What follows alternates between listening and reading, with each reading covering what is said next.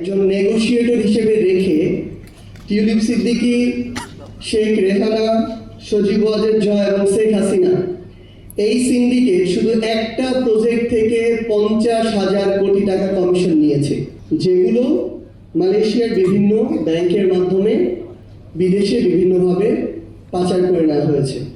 এইভাবে বাংলাদেশে বিগত 16 বছরে আমরা দেখেছি মেগা প্রজেক্টের নামে মেগা ডাকাতি হয়েছে এবং এগুলোর মধ্য দিয়ে দিন শেষে আমাদের যে প্রয়োজনীয় যে মেগা প্রজেক্টগুলো ছিল সেগুলোকেও দীর্ঘমেয়াদে বাংলাদেশের মানুষের উপরে, দেশের উপর একটা বোঝা হিসেবে অবতারণ করা হয়েছে।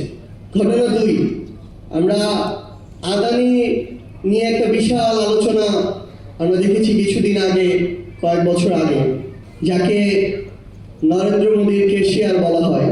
তো আমরা দেখলাম যে আদানির সাথে বাংলাদেশের একটা চুক্তি হলো।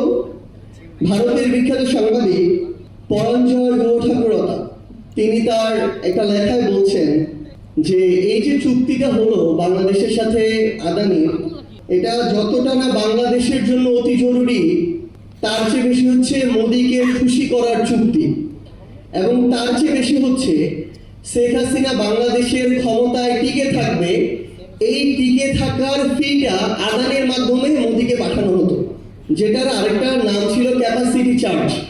আপনি তার বিদ্যুৎ ক্রয় করেন আর না করেন, প্রতি বছর আপনাকে $450 মিলিয়ন তাকে আপনার ক্যাপাসিটি চার্জ দিতে হতো। এবং তার চেয়ে বড় দুঃখজনক হলেও সত্য যে এটা যখন নীতি বহির্ভূত হচ্ছিল তখন শুধুমাত্র ওই চুক্তিটা করার জন্য নীতিটার পর্যন্ত পরিবর্তন করা হয়। এইভাবে ক্ষমতায় টিকে থাকার জন্য ঠিকাদারদেরকে, যারা ক্ষমতায় টিকে রাখে, তাদেরকে চার্জ দেওয়া হয়েছে।